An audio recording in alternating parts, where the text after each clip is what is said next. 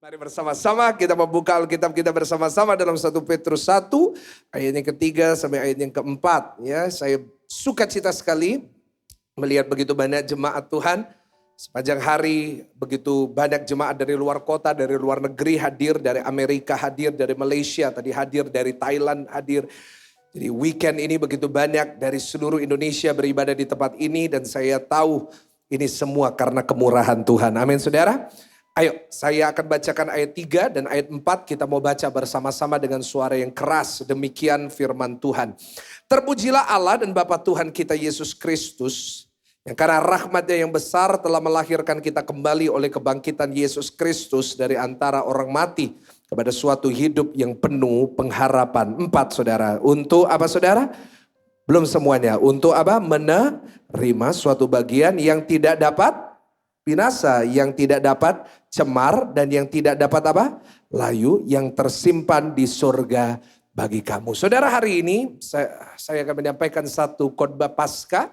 Saya berikan tema atau judulnya yaitu pengharapan dalam kebangkitan. Boleh katakan amin saudara? Ulangi sama-sama dengan saya. Apa temanya saudara? Pengharapan dalam kebangkitan. Sama-sama kasih tahu kanan kiri, kita masih punya pengharapan. Saya percaya orang Kristen, orang percaya, orang-orang itu pasti hidupnya penuh pengharapan. Ada amin saudara? Saya percaya orang Kristen bukan orang yang hidupnya lesu dan tidak semangat. Saya percaya orang Kristen bukan orang yang meratapi nasib dan berkata, aduh stres aku, capek aku. Tetapi saya selalu percaya orang-orang yang beriman kepada Tuhan, hidupnya, wajahnya pasti penuh dengan kemuliaan Allah. Kenapa? Karena dia tahu di dalam Tuhan pasti ada pengharapan yang kekal. Saudara, kebangkitan Kristus mengajarkan kita tentang pengharapan ini. Dalam kehidupan kita seringkali harapan itu hilang entah karena satu dan lain hal. Banyak orang-orang Kristen datang ke gereja, mungkin saudara yang datang hari ini engkau datang dengan kekecewaan. Mungkin hari ini engkau datang dengan berbagai macam problema, persoalan, tantangan di hari Paskah ini. Tetapi bolehkah saya sebagai hamba Tuhan menyampaikan kepada saudara, saudara masih punya alasan untuk berharap kepada Tuhan. Yang setuju katakan amin. Seringkali kita datang dengan persoalan kita, seringkali kita datang dengan kekecewaan kita. Tapi jangan pernah berhenti berharap. Boleh saya tanya kepada saudara, bantu saya jawab, berapa banyak dari saudara dalam hidup ini pernah kecewa dengan manusia? Angkat tangan. Ada yang angkat tangan sambil nangis. Yang kecewain sebelah saya Pak Pendeta. Saya mau beritahu kepada saudara, kecewa kepada manusia itu biasa karena memang itu sifat dari manusia. Boleh saya tanya kepada saudara sekali lagi, berapa banyak dari saudara pernah berkata dalam hati saudara, manusia memang gak bisa diharapkan? Angkat tangan. Jelas. Seringkali dalam kehidupan kita, termasuk dalam kehidupan saya berkali-kali, saya kecewa karena saya mengandalkan, karena saya berharap kepada orang-orang yang salah. Tetapi itulah kehidupan kita. Dalam kehidupan kita ada banyak hal yang membuat kita bisa belajar dan belajar. Bahwa memang manusia tidak ada satupun yang bisa diharapkan. Tapi hari ini kita datang di tempat ini, kita bukan pandang manusia. Tetapi kita datang di Paskah ini, kita pandang Yesus karena kita tahu hanya Yesus yang tidak pernah mengecewakan saya. Bahkan firman Tuhan berkata apa saudara? Orang yang berharap kepada Tuhan tidak akan pernah dikecewakan. Kasih tepuk tangan yang paling meriah, tepuk tangan yang paling dahsyat. Manusia boleh mengecewakan, anak saudara boleh mengecewakan, orang tua saudara boleh mengecewakan, bestie saudara boleh mengecewakan. Dengar saya baik, Tuhan tidak pernah mengecewakan. Sebelah kanan kiri, Tuhan tidak pernah mengecewakan.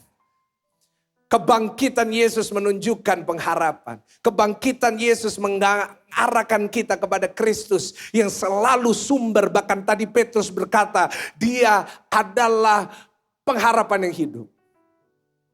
Karena kita tahu lewat kebangkitan Kristus, saya catat Kristus membawa harapan di dunia yang tidak berpengharapan ini.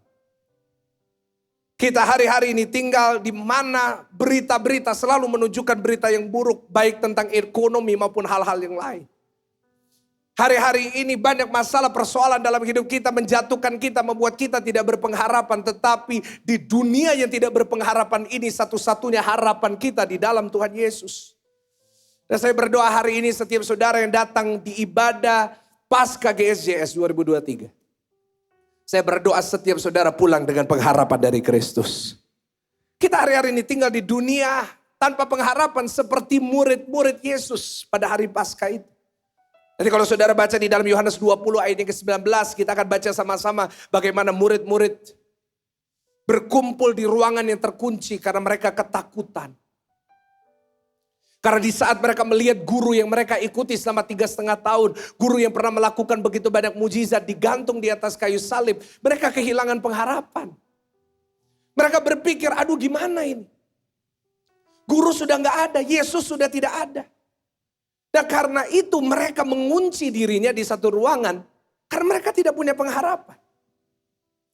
Hari ini bukankah itu kenyataan yang ada? Kita tinggal di zaman banyak orang bunuh diri. Kehilangan pengharapan, memutuskan lebih baik aku mati saja. Pernah ada di sini yang berkata dalam hati lebih baik aku mati saja. Itu tanda saudara tidak punya pengharapan. Saudara hari-hari ini, saat saya merenungkan kembali apa yang terjadi, orang bisa bunuh diri, orang bisa akhirnya mengakhiri nyawanya sendiri. Menurut saya ini tidak benar. Kenapa? Karena saya catat di slide, renungan saya adalah manusia ini makhluk yang diciptakan dengan pengharapan. Tetapi justru yang paling gampang kehilangan apa saudara?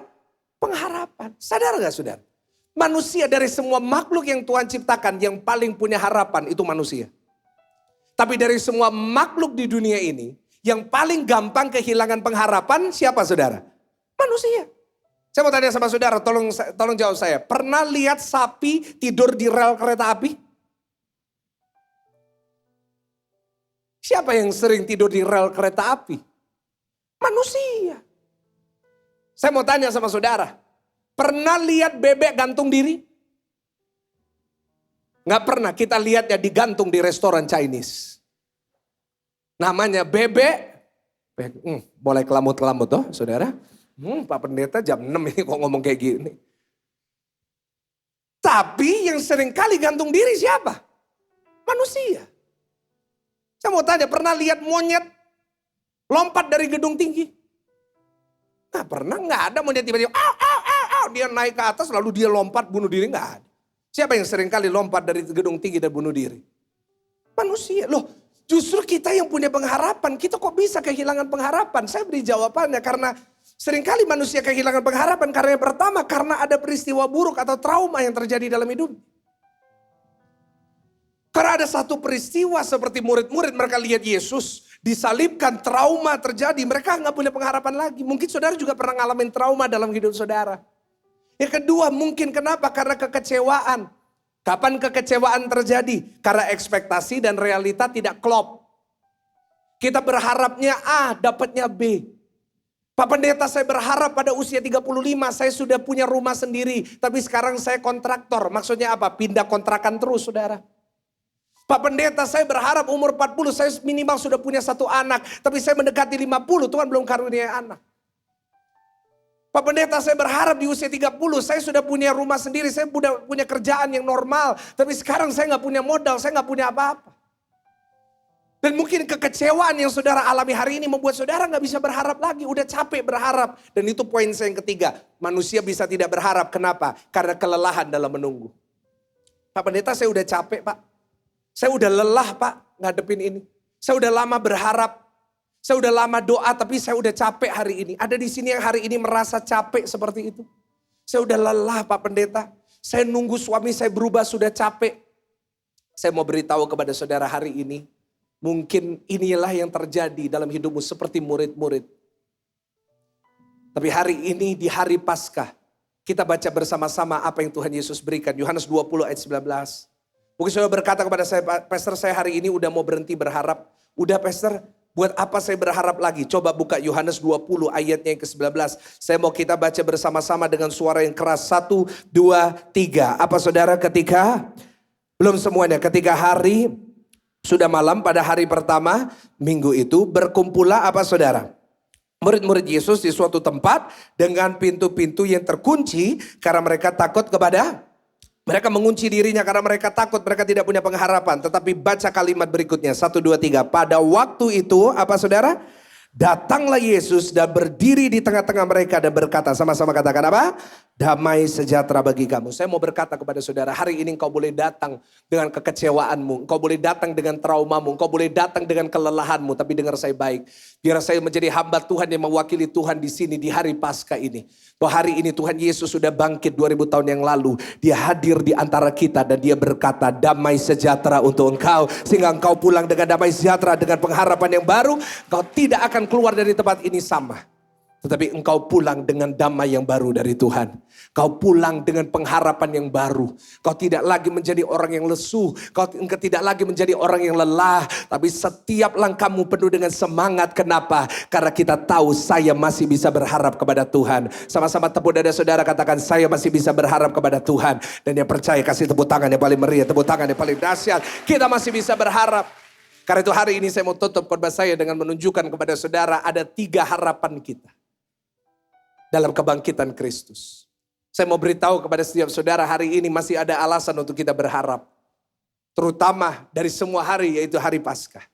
Saya mau tunjukkan sebagai hamba Tuhan, sebagai gembala di tempat ini. Biarlah saya menjadi alat Tuhan untuk menyampaikan 3 pengharapan ini buat saudara. Yang pertama, kita buka Yohanes 11 ayat 25. Yohanes 11 ayat yang ke-25. Jawab Yesus, akulah kebangkitan dan apa saudara? Hidup. Barang siapa percaya kepadaku, ia akan hidup walaupun ia sudah mati. Di sini Yesus sedang memberikan pengharapan kepada seorang wanita yang mempunyai seorang saudari perempuan yang bernama Marta, dia bernama Maria. Dan mereka punya seorang adik yang meninggal dunia pada saat itu, namanya Lazarus. Lazarus sudah mati dan Yesus berkata, akulah kebangkitan dan hidup, jangan takut. Mereka semua kehilangan pengharapan. Maria dan Marta kehilangan pengharapan. Mereka bilang, ini udah gak ada harapan lagi. Lazarus sudah mati beberapa hari yang lalu. Engkau sudah terlambat Yesus. Tetapi Yesus berkata, akulah kebangkitan dan hidup. Yang pertama saudara, apa pengharapan kita dalam kebangkitan Kristus? Catat baik-baik. Jangan lupa untuk catat, saudara boleh foto, saudara boleh screenshot. Jangan lupa tag saya di Instagram. Yang pertama, hari esok saya masih ada. Ulangin sama-sama dengan saya. 1, 2, 3. Hari esok saya apa saudara? Masih ada. Kasih tahu kanan kiri, hari esokmu masih ada. Wow. Pengharapan kita dalam kebangkitan Kristus adalah saudara dan saya, meskipun kita tidak lihat ada harapan. Di dalam Kristus hari esok masih penuh dengan harapan buat kita semua. Tuhan Yesus mengatakan itu di saat dia membangkitkan Lazarus. Saudara tahu gak? Yesus bangkit bukan peristiwa kebangkitan pertama di dalam Alkitab. Tapi Yesus sendiri dalam pelayanannya dia pernah membangkitkan beberapa orang. Total 3 orang yang Yesus pernah bangkitkan. Lazarus, anak Yairus, dan anak janda Nain. Sudah mati, tetapi Tuhan Yesus mendoakan dan Tuhan Yesus bangkitkan. Nah saudara, pertanyaannya apa bedanya kebangkitan Yesus dan kebangkitan 3 orang ini? Saudara, yang saya temukan adalah kebangkitan Lazarus, anak Yairus dan Nain. Saya catat bahwa kebangkitan mereka sifatnya sementara. Kebangkitan Lazarus di sini itu sementara. Karena setelah Lazarus bangkit, saya mau tanya, dia bisa mati lagi nggak di sini? Kok bingung saudara jawabnya? Setelah dia bangkit, bisa mati lagi nggak? Bisa. Gak usah jauh-jauh, anggap aja hari ini saya punya karunia membangkitkan orang mati. Lalu nanti habis ini saya pulang ke Adiasa, ruangan 1 sampai 30, saya bangkitkan semua 30 orang. Saya mau tanya, mereka semuanya bangkit, semoga saudara gak lari saudara ya kan. 30 orang bangkit, saya mau tanya, mereka semua yang bangkit, bisa mati lagi gak? Jelas bisa mati lagi. Kenapa? Karena kematian manusia semua sifatnya selalu definite. Meskipun bangkit lagi, satu saat pasti akan mati. Tetapi kenapa ada pengharapan akan hari esok saya di dalam Kristus?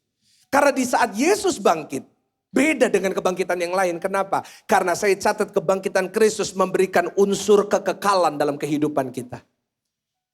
Kebangkitan Yesus menunjukkan bahwa di luar kematian manusia masih ada unsur kekekalan yang harus kita ingat. Memang saudara, manusia satu saat akan mati. Tetapi kita masih punya hari esok yang dijamin oleh Tuhan kita di surga. Yang setuju sama-sama katakan amin. Bagi manusia hidup kita dibatasi oleh hari-hari kita. Dibatasi oleh kematian. Tetapi di dalam Kristus kita tahu ada hari esok. Kenapa? Karena dia sudah hidup. Ulangin sama-sama, karena dia sudah apa saudara?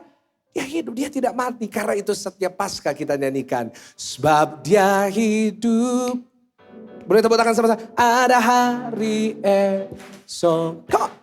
Sebab dia hidup. Lebih keras lagi dong, sama tepuk tangan. Ku tak. Biar yang di rumah bisa dengar saudara. Nah ku tahu dia. Come on.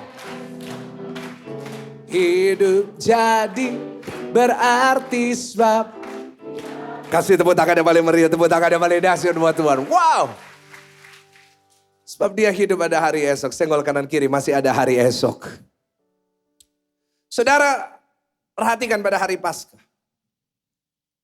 Tadi udah di drama, udah ditunjukkan, digambarkan dengan baik oleh tim drama kita. Luar biasa tim drama kita dari hari Jumat kemarin. Tadi saudara lihat bahwa yang datang ke kubur Yesus pada hari kebangkitannya hanya wanita-wanita. Pertanyaan saya, di mana 11 rasul yang lain? Jawabannya adalah mereka tidak datang karena mereka kehilangan pengharapan. Mereka tidak datang karena saya catat 11 rasul ini, mereka tidak melihat hari esok mereka. They didn't even bother to go to his tomb. Mereka ke kuburnya saja tidak. Kenapa? Mereka bilang gak ada hari esok. Yesus sudah mati kok. Bukan Yohanes bilang sama Petrus, Pet. Maksudnya Petrus, Pet. Yesus sudah mati, gimana nih? Petrus bilang, iya aku juga udah jual perahuku loh. Terus gimana? Matius bilang, aku sudah mengundurkan diri loh dari pekerjaanku jadi pemungut cukai. 11 rasul mereka meratapi nasibnya mereka. Kenapa? Karena mereka tidak lihat ada hari esok. Yang sebelumnya mereka harapkan dari Yesus, mereka akan jadi menteri atau apapun itu. Mereka nggak lihat ada hari esok. Mereka di hari Jumat, mereka di hari Sabtu. Mereka tidak lihat ada hari esok. Kenapa? Karena Jumat bagi mereka merupakan Jumat yang sangat pedih. Jumat kemarin GSJS kita semuanya berkumpul di sini merayakan Jumat apa saudara? Agung, dalam bahasa Inggrisnya apa? Good Friday. Kita sebutnya good because we see it on Sunday. Kita bisa bilang Jumat itu baik. Kenapa? Karena kita lihatnya dari hari Minggu. Karena dia udah bangkit. Bagi murid-murid 11 rasul mereka tidak melihat itu. Pada hari Jumat mereka lihat guru mereka sudah mati. Mereka tidak lihat besok percuma. Gak ada gunanya kita hidup. Pasti kita mati, pasti kita dibunuh. Hari Sabtunya mereka menunggu. Pertanyaan saya sederhana, kenapa Yesus gak bangkit hari Sabtu? Jawabannya sederhana sebenarnya. Karena hari Sabtu bagi orang Yahudi adalah hari Sabat. Tidak boleh bekerja, tidak boleh berkumpul. Karena itu murid-murid tadi berkumpulnya pada hari Minggu. Jadi hari Sabat, Yesus gak bangkit dulu. Hari Sabtu bagi murid-murid mereka bilang, udah Sabtu. Gak ada harapan. Tetapi ada seorang wanita bersama dengan wanita-wanita lain yang tadi sudah ditujukan di drama yang namanya Maria Magdalena. Dia datang ke kubur Yesus pagi-pagi, kenapa? Karena dia masih punya pengharapan. Apa pengharapannya? Pengharapannya adalah boleh hari Jumat dan hari Sabtu ini penuh dengan duka dan ketakutan. Tapi aku percaya masih ada hari Minggu yang penuh dengan kebangkitan. Itu. Dia percaya setelah Jumat pasti masih ada apa saudara? Masih ada Minggu. Saya catat. Dia tahu Sunday is coming. Ulangin sama-sama, apa Sunday? Masih ada hari Minggu. Masih ada hari Minggu. Mungkin hari Jumat boleh menakutkan. Hari Sabtu boleh menyedihkan dan melelahkan. Tetapi aku percaya hari Minggu akan datang yang penuh dengan kebangkitan dan berkat dan mujizat. Hari esok yang penuh harapan. Dia sadar kenapa dia datang. Kenapa dia kembali kepada Yesus. Kenapa dia bisa berharap. Karena dia tahu. Boleh aku hari ini berada di hari Jumat. Aku boleh melewati hari Sabtu. Tapi aku percaya hari Minggu akan datang. Itulah orang Kristen. Bahwa hari ini saya boleh berada di dalam lembah kekelaman, tetapi sebentar lagi aku percaya hari esok saya akan dibebaskan Tuhan dari lembah kekelaman. Saya mau beritahu kepada saudara, kalau kisah kematian Yesus berhenti pada hari Jumat, tragislah iman kita. Tetapi iman kita tidak berhenti pada hari Jumat, iman kita terletak pada hari Minggu. Kenapa? Karena kita tahu Tuhan kita bukan hanya mati pada hari Jumat, tapi hari Minggu dia bangkit. Dan dia sudah menyelamatkan saudara dan saya. Kasih tepuk tangan yang paling meriah. Karena itu masih ada hari esok buat saya. Kasih tahu kanan kiri saudara, masih ada hari esok. Mungkin bagi saudara hari ini melihat hari esok tidak mudah. Tetapi saya mau beritahu kepada saudara, hari esok meskipun tidak terlihat hari ini, bukan berarti hari esok tidak ada. Saudara, saya mengalami ini. Saya hampir kehilangan pengharapan. Pasca 2020.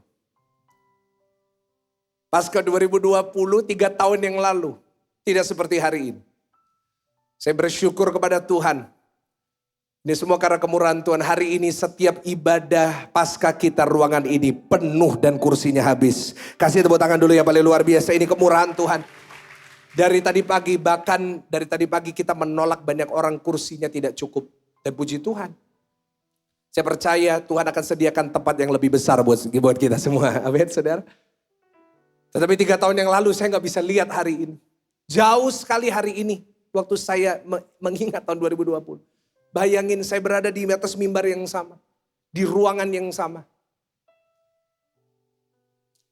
Tapi saya bicara kepada kursi-kursi kosong yang social distancing. Masih ingat social distancing? Saya masih bayangin saudara. April 2020 saya berkhotbah kursi kosong. Gak ada manusia lain kecuali saya dan istri saya. Istri saya pasti selalu duduk paling depan. Sepanjang khotbah dia giniin saya. Karena dia tahu saya stres saudara. Karena bayangin pendeta yang biasa khotbah depan ratusan orang, tiba-tiba hanya khotbah di depan kamera. Bayangin, selain istri saya ada kameramen. Kameramennya saya tahu bosen sama saya.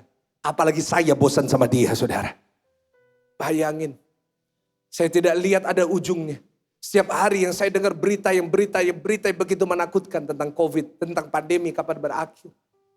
Pada saat itu kelihatannya tidak ada pengharapan. Tetapi hari ini 3 tahun kemudian Tuhan berkati gereja ini bukan tutup tetapi makin melebar dan makin berdampak di seluruh Indonesia, di seluruh dunia. Kalau gereja ini bisa memberikan satu kesaksian. Atau boleh saya tekankan lagi, kalau mikrofon ini bisa berikan kesaksian. Bahwa saya memakai mic ini pada saat itu, di saat tidak ada orang. Dan hari ini ada orang. Kalau kami bisa memberikan kesaksian buat saudara sebagai satu tim pelayanan di GSJS. Bahwa bagi orang yang berharap kepada Tuhan, masih ada hari esok yang penuh pengharapan dan damai sejahtera dan kemenangan yang Tuhan sediakan.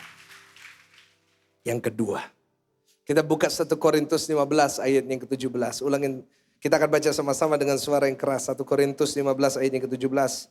1, 2, 3. Apa saudara? Dan belum semuanya. Saya mau saudara semangat, ini Paskah. Ini, ayo 1, 2, 3. Dan jika Kristus tidak dibangkitkan, maka apa saudara? Sia-sialah kepercayaan kamu dan kamu masih hidup di dalam. Lompat ke 26. Musuh yang terakhir yang dibinasakan ialah apa saudara? Maut. 27 dengan keras. 1, 2, 3. Sebab segala sesuatu telah ditaklukkannya di bawah kakinya. Tetapi kalau dikatakan bahwa segala sesuatu telah ditaklukkan, maka teranglah bahwa ia sendiri yang telah menaklukkan segala sesuatu di bawah kaki Kristus itu tidak termasuk di dalamnya. Saudara, yang kedua, apa pengharapan kita di dalam kebangkitan Kristus? Yang pertama, memberikan kita pengharapan bahwa masih ada hari esok buat saya. Yang kedua, catat baik-baik. Pengharapan kita dalam kebangkitan adalah ada kemenangan yang menjadi bagian dari hidup saya. Ulangin sama-sama dengan saya. Ada kemenangan itu apa? Bagian saya. Saya percaya orang Kristen hidupnya berkemenangan. Saya percaya orang Kristen bukan orang-orang yang kalah. Bahkan firman Tuhan berkata kita lebih dari orang-orang yang menang. Kenapa kita lebih dari orang yang menang? Karena kita harus mengalahkan musuh di dalam hidup ini. Dan musuh kita yang terbesar di dunia ini, musuh kita yang terakhir yang tadi ditulis di 1 Korintus oleh Paulus. Apa musuh kita yang terakhir, saudara? Kematian. Kematian adalah musuh kita terakhir. Karena setiap kita di ruangan ini tidak ada satupun orang yang bisa lari dari kematian. Setuju gak sama saya? Saudara boleh orang paling hebat di sini, gak ada yang bisa lari dari kematian. Di sini ada yang takut mati gak, saudara? Ada takut mati? Aduh. Gak apa-apa takut mati, ya kan? Itu hal biasa. Saya pernah dengar satu ibu di hari Paskah seperti ini. Dia Paskah ingin suaminya yang gak pernah ke gereja. Kesempatan hari Paskah, kenapa? Karena banyak orang Kristen ke gerejanya setahun 2 kali. Paskah dan, nah pengalaman pribadi mungkin saudara ya. Ada orang gitu. Kalau Paskah, ya bolehlah Paskah. Oke, dia ajak suaminya, sayang, Pak, ikut ke gereja ya Paskah. Oke. Dia seneng, suaminya mau ke gereja. Dia seneng banget, dia duduk paling depan. Dia berharap, Tuhan semoga yang khotbah hari ini, khotbahnya lucu, enak, mantap. Supaya suamiku minggu depan mau datang lagi. Ya datang duduk di depan, waktu pujian penyembahan, udah jalan, tiba-tiba waktunya khotbah. Gak taunya hari itu yang khotbah, pendeta gembala senior umur 92 tahun. Yang giginya udah habis dan gak mau pakai gigi palsu. Naiklah pendeta ini. Shalom Bapak Ibu Saudara. Selamat Paskah. Mari kita buka renungan Paskah sama-sama. Kita buka sama-sama dalam bilangan. Bilangan 2, kita hari ini mau belajar dari silsilah Adam. Ayo baca sama-sama dengan saya. Adam berusia 960 dan matilah ia. Set berumur 900 tahun. Maka matilah ia. 20 menit pendeta ini khotbah. Matilah ia. Istrinya menunduk, mati aku. Saudara. Dia berkata, aduh suamiku pasti minggu depan gak mau datang lagi. Tertunduk pulang, naik mobil dia tanya sama suami. Pak gimana ibadahnya? Suaminya bilang, khotbahnya apik loh. Kenapa? Boleh gak minggu depan aku baptis? Mau baptis? Ya kenapa? Iya pendeta dari tadi ngomong mate lah. Aku di mate. Jadi mendingan tak baptis hari ini ya itu. Ada yang takut mati gak di sini? Perlu saya bacakan matilah iya. Saudara semua manusia boleh hebat. Tapi ujung-ujungnya pasti gak usah takut ngomongnya. Pasti apa? Banyak orang DM saya. Pastor jaga kesehatan. Supaya panjang umur. Amin. Pastor kalau makan jaga ya. Siap. Kayak mama saya. Pastor kalau makan nasi merah. Saya jawab enak nasi kuning. Ada balado, ada empal. Kok nasi merah? Dia bilang aduh pastor juga jangan lupa olahraga. Kalau pastor sibuk, pastor setiap hari push up aja. Oh gitu. Saya sih mau. Tapi saya sering nyoba push never up. Itu gak bisa naik. Gitu kan? Waduh banyak gitu komentar. Gini bagus lah. Saudara mau hidup sehat, healthy life, good. You do you. Tapi ingat sesehat-sehatnya saudara, sejaga-jaganya saudara satu saat pasti. Dan kita gak ada yang tahu loh kapan kita mati. Dalam hidup ini kita menghadapi banyak musuh. Sadar gak dalam hidup kita ini banyak musuh. Dan saya mau beritahu musuh kita bukan darah dan daging. Firman Tuhan berkata, bukan darah daging. Pak, Bu, tolong jawab, siapa musuh kita? Apa Bu? Mertua. Aduh Bu, jangan di sini Bu ngomongnya Bu ya kan. Siapa musuh kita? Gak usah takut nyebut namanya, dia bukan Voldemort. Siapa namanya? Iblis, setan. Saya mau kasih tahu kepada saudara, orang Kristen Gak boleh takut setan. Ada yang amin. Kenapa takut setan semua? Orang Kristen gak perlu takut setan. Janganlah ke toilet gak berani sendirian. Lewat kuburan permisi. Loh, gimana kalau yang di dalam tiba-tiba ngomong monggo?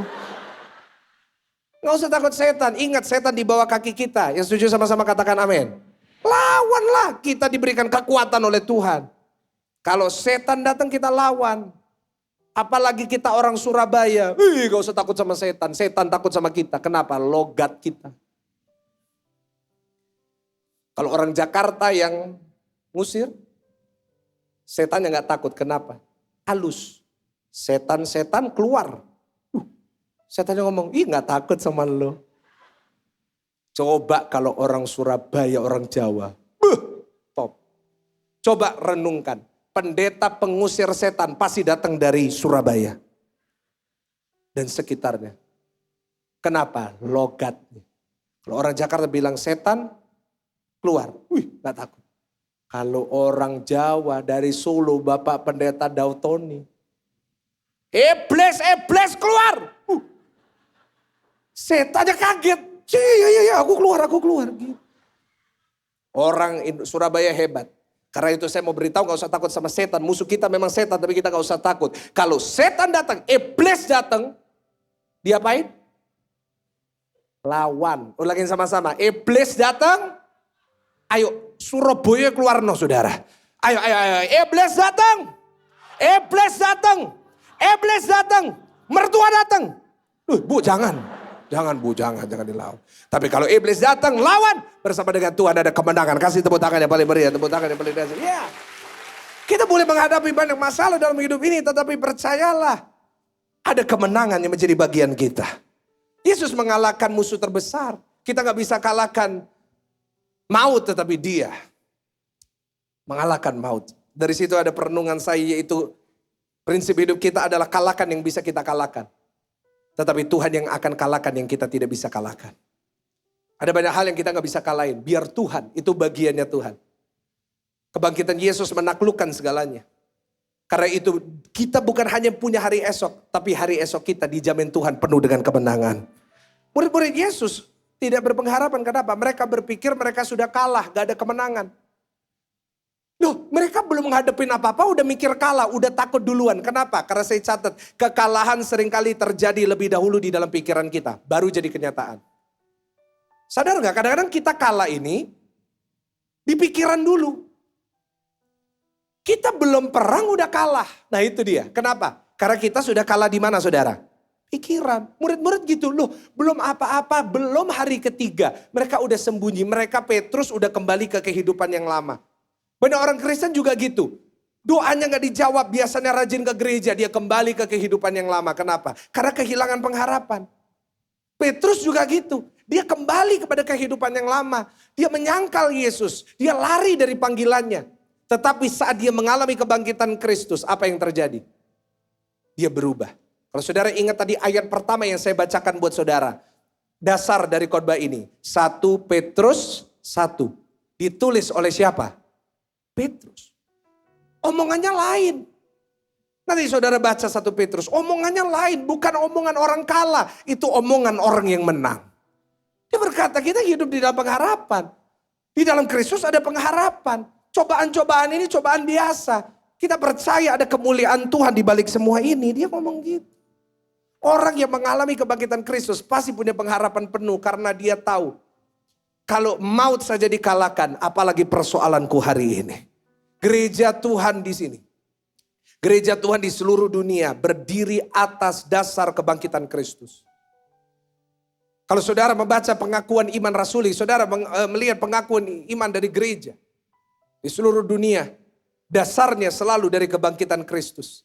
Kenapa? Tadi kita sudah baca dalam 1 Korintus, Paulus mengajarkan sebagai bapak gereja, kalau Yesus tidak bangkit dari antara orang mati, sia-sia iman. Tapi karena saya percaya 2000 tahun yang lalu Yesus sudah bangkit, saya percaya ibadah kita, iman kita hari ini tidak sia-sia. Kenapa murid-murid setelah melihat Yesus? Dan setelah Yesus naik, mereka berubah total. Bukan orang yang takut, bukan orang yang lesu, tapi mereka menjadi berani. melewati setiap rejim, melewati setiap penjajahan. Orang Roma menghadapi kaisar-kaisar gila seperti Nero. Kenapa mereka tetap bisa bertahan? Kenapa gereja bukan malah dihimpit, malah hancur, tetapi malah berkembang menjadi besar, menjadi agama terbesar di seluruh dunia sampai dengan hari ini? Kenapa bisa terjadi? Kenapa? Karena kekristenan, karena iman kita didasari bahwa Tuhan kita sudah menang atas maut, dan apapun yang kita alami hari ini, Tuhan ujungnya akan berikan kemenangan. Kasih tepuk tangan yang paling meriah buat Tuhan. Ingat, kita semua bukan pemenang, tapi kita lebih dari pemenang. Lebih dari pemenang bukan berarti dia selalu menang dalam setiap perkara, tetapi lebih dari pemenang berarti mungkin dia bisa kalah, mungkin dia bisa dihimpit, tetapi ujung-ujungnya pasti menang.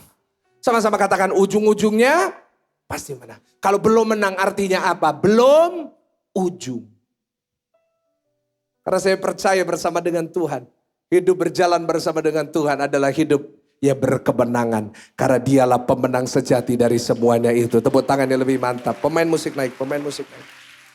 Poin yang ketiga yang terakhir, Yohanes 14 ayat 1-3. Yohanes 14 ayat yang pertama sampai ayat yang ketiga. Karena ini khotbah saya yang terakhir. Hari ini khotbahnya masih berlangsung 2 jam lagi. Saya mau tambah 1 khotbah. Saudara siap? Saya enggak. Karena saya sudah mau makan, karena belum makan dari pagi, saudara. Ayo kita baca ayat terakhir sebelum kita makan bersama-sama. Haleluya. Janganlah gelisah hatimu, percayalah kepada Allah, percayalah juga kepadaku. Di rumah Bapakku banyak tempat tinggal, jika tidak demikian tentu aku mengatakannya kepadamu. Sebab aku pergi ke situ untuk menyediakan tempat bagimu. Ayat 3 baca sama-sama, ayat yang terakhir. 1, 2, 3. Dan apabila aku telah pergi ke situ dan telah menyediakan tempat bagimu, aku akan datang kembali dan membawa kamu ke tempatku, supaya di tempat di mana aku berada.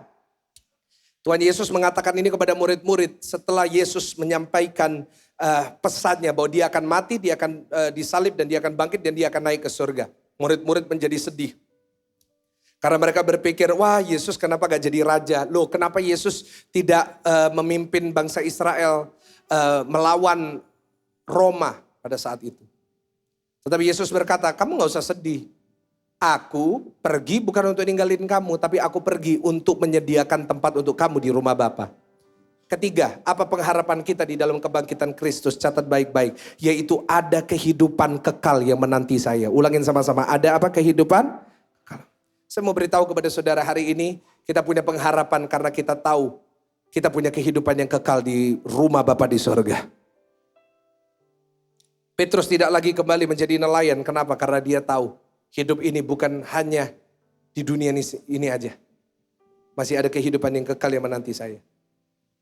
Banyak istilah hari-hari ini di TikTok, di Instagram, di Facebook semuanya. Ada satu yang banyak dipakai oleh anak-anak muda. Saya paling suka ibadah malam karena banyak anak mudanya. Pasti tahu istilah ini. YOLO, Y-O-L-O. Artinya apa saudara? You only live once. Itu salah menurut Alkitab. Kenapa? Karena Alkitab gak pernah mengajarkan hidup saudara cuma 1 kali. Tapi Alkitab mengajarkan bahwa setelah hidup ini berakhir, masih ada kehidupan kekal yang menanti saudara dan saya. Hidup ini tidak akan hanya berakhir saat kita mati. Tapi ada kekekalan yang menanti kita. Firman Tuhan berkata hidup ini cuma mampir. Ulangin sama-sama apa mampir. Kita ini cuma mampir 70 tahun, 80 tahun. Kalau kuat 90, kalau kuat 100, setelah itu pergi. Pergi kemana? Bukan hilang. Tetapi kita pergi kemana? Kita pergi ke kehidupan yang kekal. Ke rumah Bapa di surga. Setiap kita semuanya satu saat akan mati. Pertanyaan saya, sudah siap atau belum?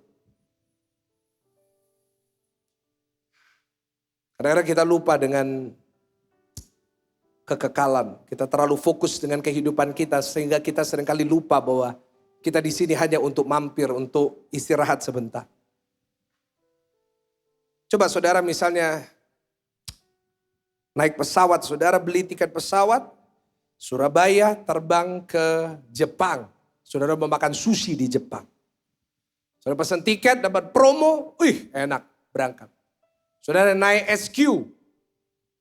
Terus saudara sebelum ke Jepang gak ada direct flight, tapi transit di Singapura. Pertanyaan saya, saudara transitnya kepingin lama-lama atau kalau bisa cepat? Cepat, kenapa? Kepingin cepat sampai Jepang. Pasti saudara nggak mau lama-lama, saudara nggak akan terlalu sibuk dengan Singapura. Karena pandangan saudara, di mana? Di Jepang. Di Singapura pun saudara nggak akan bingung chicken rice. Di Singapura saudara akan mulai buka handphone saudara mencari tahu tentang apa? Jepang. Ya enggak. Saudara pernah travel pasti ngerti maksud saya kan. Kita di Singapura pun lagi nunggu. Kita pasti cari nanti di sana mau makan apa. Di sana tinggalnya di mana. Jalan dari sini berapa lama. Kita di dunia juga kayak gitu. Kita di dunia ini cuma transit. Destinasi akhirnya bukan di sini. Destinasi akhirnya di rumah Bapa di surga. Tapi banyak orang terlalu sibuk dengan semua yang ada di dunia ini. Sampai lupa dengan destinasi akhir. Hello. Sibuknya mengumpulkan harta di dunia. Padahal semestinya yang harus dia kumpulkan harta di surga. Pertanyaan saya gini. Udah siap gak kalau kita dipanggil Tuhan hari ini? Pastor pasca kok medeni? No. Ini kenyataan. Akhir-akhir ini saya banyak melayani di Adiasa, masih muda, umur 20-an meninggal kok. Gak pandang usia. Sudah siap gak Pak kalau hari ini mati? Saya tanya sama diri saya, kalau setelah ini, saya habis khotbah ini, saya habis amin terus saya mati. Siap gak saya? Saya katakan kepada diri saya, siap saya. Gak ada masalah. Kenapa? Karena saya tahu, kalau saya mati saya punya kepastian saya kemana. Saya tahu destinasi akhir saya pasti surga. Firman Tuhan bilang kayak gini Pak. Lebih baik ke rumah duka daripada ke rumah pesta. Itu nanti sudah baca di pengkhotbah. Jujur, kita jujurlah. Saudara lebih senang ngelayat di adijasa atau saudara lebih senang diundang pesta? Jangan ada kemunafikan di antara kita. Kita ngomong jujur aja. Saudara suka ke pesta atau ke adijasa? Jelas pesta, makan enak, semua enak, fasilitas AC dingin. Tapi firman Tuhan ngomong beda. Firman Tuhan bilang lebih baik kamu ke rumah duka. Kenapa? Karena di situ kita ingat akan kesudahan kita. Kita ingat semua yang kita punya, semua yang kita pakai, semua yang kita cari, semua yang kita ingin beli. Semuanya itu tidak bisa dibawa kalau kita pulang. Di situ kita diingatkan jangan hanya memikirkan yang di dunia ini. Pikirkanlah kekekalan. Yang mau katakan amin.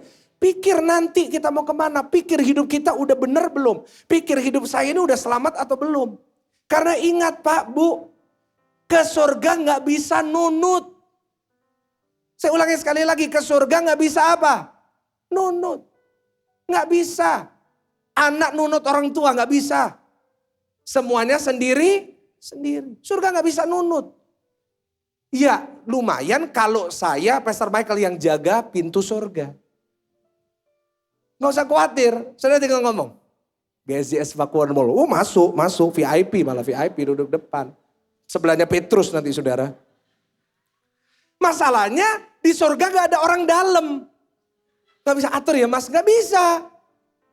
Surga gak bisa diatur dengan uang saudara.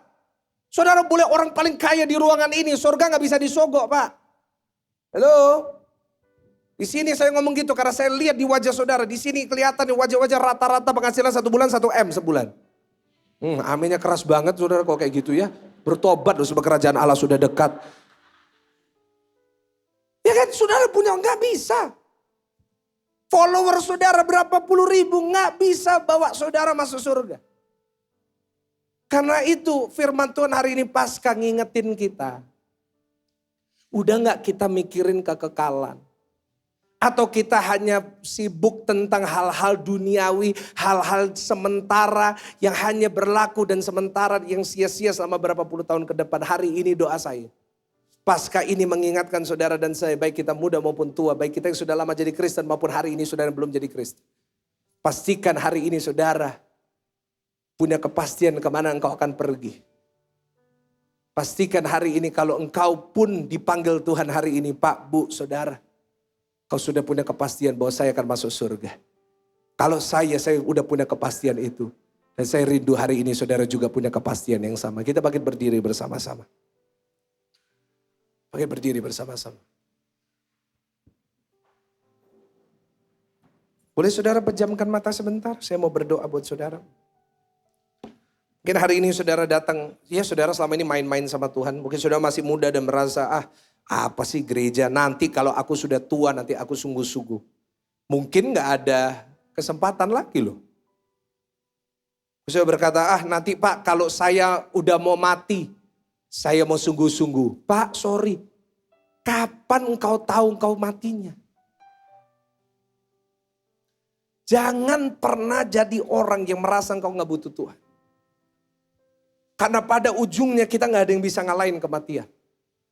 Pada ujungnya semuanya kita akan pergi. Tetapi hari ini Tuhan Yesus bangkit dan hadir dan memilih saudara untuk ada di sini.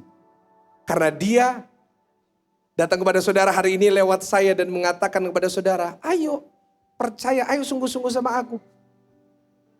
Ayo percaya kepadaku. Supaya apa? Supaya kapanpun kita dipanggil, kita punya kepastian bahwa saya punya rumah di surga. Saya tahu bahwa nanti kalau saya pulang sudah ada rumahnya, namanya Michael Gunawan. Pertanyaan saya, saudara sudah yakin gak? Banyak orang belum yakin mereka masuk mana. Karena mungkin dosa, karena kesalahan, karena masa lalunya. Dengar saya baik hari ini, tangan Tuhan terbuka lebar untuk menghapus semua dosa-dosamu. Dan tangan Tuhan terbuka lebar untuk menerima engkau kembali. Kau tidak pernah terlalu jauh sampai Tuhan gak bisa narik engkau kembali. Engkau gak pernah terlalu kotor untuk Tuhan tidak mau menerima engkau. Seorang anak yang habis berkumpul dengan babi pun dipeluk oleh bapaknya, apalagi Bapa di sorga. Semua pejamkan mata. Saya hari ini mau berikan undangan buat saudara. Berapa banyak saudara hari ini mau kembali dedikasikan hidup saudara kepada Tuhan. Atau mungkin saudara baru pertama kali percaya Tuhan Yesus. Saudara mungkin selama ini main-main dengan Tuhan Yesus. Dan saudara tiba-tiba terpikir tentang nasib saudara nanti kalau saudara mati. Dan saudara ingin memiliki kepastian itu. Saudara yang hari ini mungkin sudah lama menjauh dari Tuhan. Saudara ingin kembali dekat lagi sama Tuhan. Saya undang saudara, angkat tangan kanan saudara, taruh tangan kiri di dada saudara. Terima kasih buat kejujuran saudara. Enggak perlu lihat kanan kiri ya Pak. Ini waktu pribadi, ini waktu penting. Dan saya mau saudara yang sudah mengangkat tangan, saya mau saudara ikuti doa saya. Yang lain yang tidak mengangkat tangan pun juga ikuti doa saya. Sama-sama kita doa. Tuhan Yesus, ikuti doa saya. Tuhan Yesus, ini aku. Aku sadar. Belum semuanya, aku sadar. Aku orang berdosa. Aku sadar bahwa aku butuh juru selamat. Mulai hari ini, aku mengundang Tuhan Yesus menjadi juru selamat pribadiku. Mulai hari ini, sama-sama katakan mulai hari ini, aku mengundang Yesus dalam hatiku dan menjadikan Yesus juru selamat pribadiku. Mulai hari ini, aku mau ikut Tuhan dan aku percaya dosa-dosaku diampuni oleh Tuhan. Katakan, aku percaya Yesus sudah mati untuk aku. Aku percaya Yesus sudah bangkit untuk aku. Sama-sama katakan, aku percaya Yesus naik ke surga, menyediakan tempat untuk aku.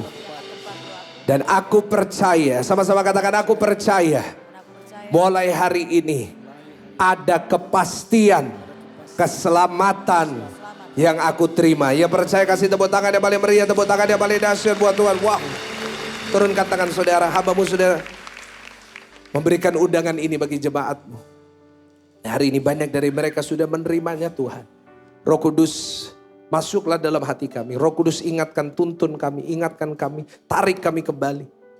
Sehingga kami mengiring Yesus sampai akhir hidup kami. Terima kasih buat pengorbanan. Terima kasih buat keselamatan, kasih karunia yang kau sudah berikan. Kami tidak layak, we don't deserve it. Tetapi engkau melayakkan kami untuk menerimanya. Dan untuk itu kami bersyukur kami punya Tuhan seperti Yesus. Hambamu sudah selesai menyampaikan pesan Paskah. Sepanjang pekan ini dari Jumat Agung sampai dengan hari ini. Hambamu berdoa apa yang sudah hambamu sampaikan. Meskipun itu terbatas Tuhan. Meskipun dari antara 12 khotbah ini terbatas dan banyak kekurangan. Ya setiap perkataan yang hambamu sudah tabur. Setiap firman yang sudah ditabur. Setiap nyanyian yang sudah dinyanyikan. Setiap performance yang sudah ditampilkan dari semua pelayan Tuhan. Semuanya tidak sia-sia. Sebab engkau sudah bangkit. Dan kami percaya kuasa Tuhan masih bekerja sampai dengan hari ini. Terima kasih Tuhan, di dalam nama Tuhan Yesus. Mari yang sudah diberkati oleh firman Tuhan hari ini sama-sama kita katakan.